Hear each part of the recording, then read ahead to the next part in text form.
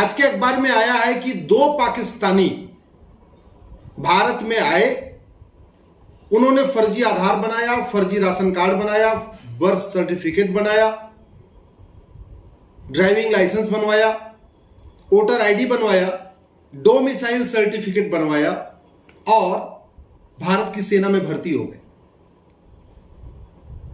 मैं बार बार कह रहा हूं, यह भ्रष्टाचार हमारे देश के लिए कैंसर जैसा है, सनातन धर्म के लिए कैंसर जैसा है।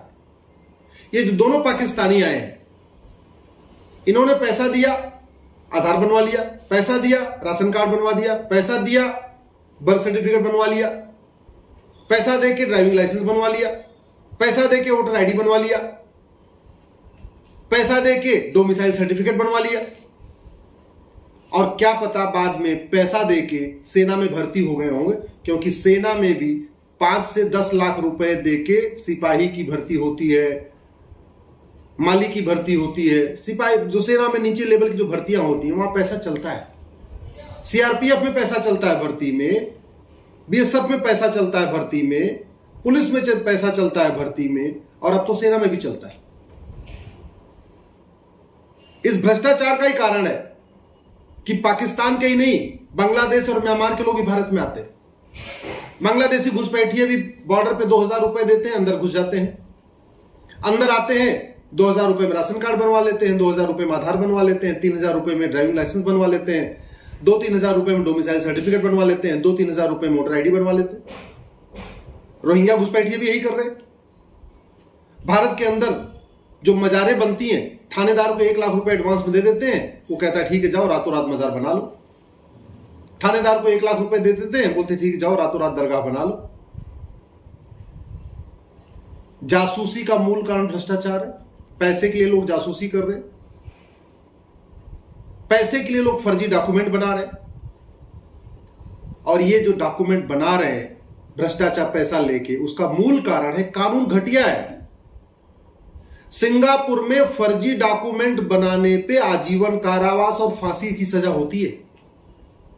अगर आपने सिंगा का डोमिसाइल सर्टिफिकेट किसी को फर्जी बना के दे दिया, कम से कम 50 साल की सजा और फांसी का भी प्रावधान है।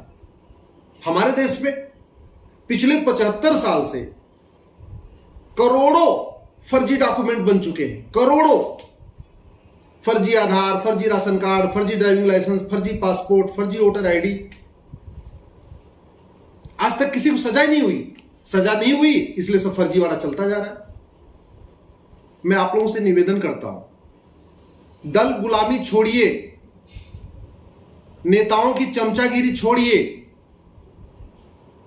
अपने घर के लिए छुट्टी करते हैं, शादी विवाह के लिए छुट्टी करते हैं, कहीं घूमने जाना होता है छुट्टी करते हैं, दोस्तों की शादी के लिए छुट्टी करते हैं, रिश्तेदारों की शादी के लिए छुट्टी करते हैं।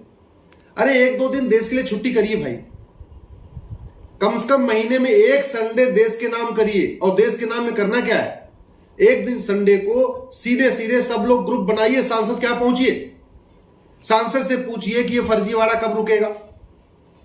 फर्जी आधार, फर्जी राशन कार्ड, फर्जी ड्राइविंग लाइसेंस, फर्जी वोटर आईडी जो बन रही है, फर्जी बर्थ सर्टिफिकेट बन रही है, ऐसे लोगों की 100% प्रॉपर्टी जब्त करने और इनको आजीवन कारावास देने के लिए कानून कब बनेगा। एक दिन अपने सांसद से मिलकर पूछिए कि घुसपैठियों की, जो रोहिंग्या बांग्लादेशी यहां रह रहे हैं, 5 करोड़ से ज्यादा रह रहे हैं, उनकी 100% प्रॉपर्टी जब्त करने और उनको आजीवन कारावास देने के लिए कानून कब बनेगा। यह कानून बनते ही 80% घुसपैठिए खुद भाग जाएंगे। याद रखिए, भ्रष्टाचार देश के साथ देशद्रोह जैसा है। भ्रष्टाचार मक्कारी है, भ्रष्टाचार गद्दारी है। भारत की 50% समस्याओं का मूल कारण भ्रष्टाचार है। तो भ्रष्टाचार 2 ही तरीके से खत्म होगा। पहला, भ्रष्टाचार को देशद्रोह घोषित किया जाए।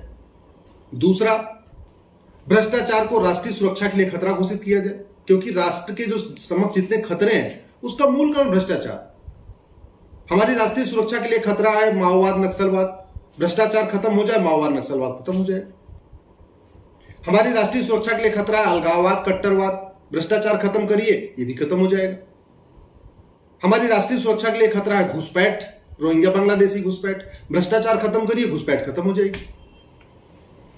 हमारी राष्ट्रीय सुरक्षा के लिए खतरा है, देश के साथ जो जासूसी लोग करते हैं, जासूसी किस लिए करते हैं? पैसे के लिए करते हैं। भ्रष्टाचारियों को फांसी देने के लिए कानून बनाइए, जासूसी बंद हो जाएगी। आखिर जो समस्याएं भारत में है वो सिंगापुर में नहीं है, उसका मूल कारण है उनका कानून अच्छा है।